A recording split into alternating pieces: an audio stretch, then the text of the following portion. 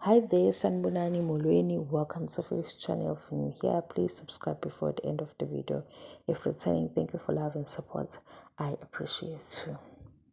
We guys, niyakhumbula kuphela izingane zesithembu ethi uSibindi yena le nto ayimthusi ngoba seyake yenzeka ekhaya esuku bazali bakhe sathi hayibo inhlonipho ngane. Sasuke sacabanga igceke lasemzumbe sibuka uMayeni noMakhumalo noMangwabe.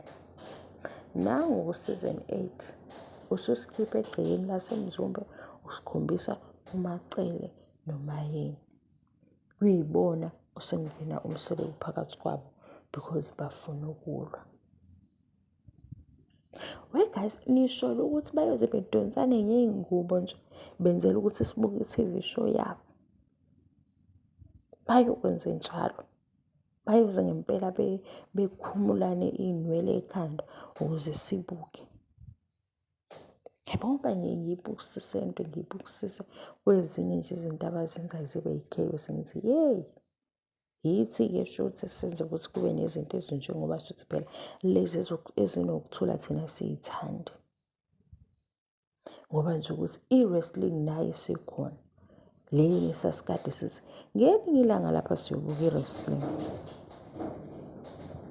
Hawu, uyabona manje mase lufikile lolo suku lokuthi bayakhombana khona omunye oyobe sexabana no-Fix SA la sesisho ukuthi hayibo bese kukhonjwana. Kodwa uMpumelelo wasitshela wathi akathuswa yilutho noma thina sasithukile ngoba sasibuka ukuthi kanti wena Mpumelelo uyowuthulisa kanjani umsindo uma uzohlala phansi ngesikhathi kuliwa. Wathi hayi into ezenzakalayo.